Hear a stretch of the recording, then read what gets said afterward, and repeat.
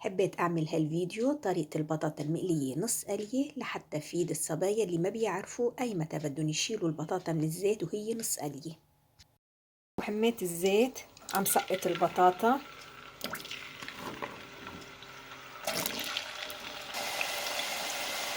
بعمل لهم تحريكة أول ما بسقطهم، وهلأ ما بقرب عليهم وبعير 7 دقايق على الظبط. بعد 7 دقايق برجيكي النتيجة. بعد 7 دقايق شوفي كيف لحالهم فيشوا. هلا وقت اللي بحركهم حسيهم، شوفي كيف كامشين حالهم متماسكين ومنهم اخدين لون، بس يعني بتحسي حبة البطاطا متماسكة. هيدي تعتبر نص قلي. هلا بنشيلها على المصفية. حطيت البطاطا بالمصفية لحتى تتصفى من الزيت.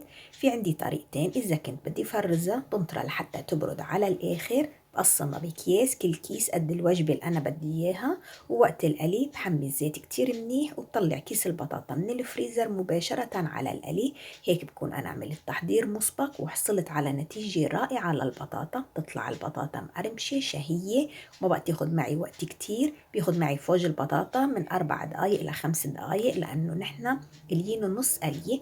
في حال بدنا نقلي بنفس النهار، أي وقت بدنا نقلي البطاطا بنرجع بنحمي الزيت من جديد وبنسقط البطاطا. هلا لأنه البطاطا بتكون بحرارة الغرفة، ما بتكون متلجة، ما بتعود تاخد معنا وقت كتير. 3 دقايق 4 دقايق ترجع بتقرمش البطاطا وبتعطيني نتيجة رائعة. بتمنى يكون عجبكم الفيديو وقدرت فيدكم بهالمعلومة. بشوفكم بوصفة جديدة وأفكار جديدة من أكلات مها أم محمد، والسلام عليكم ورحمة الله وبركاته.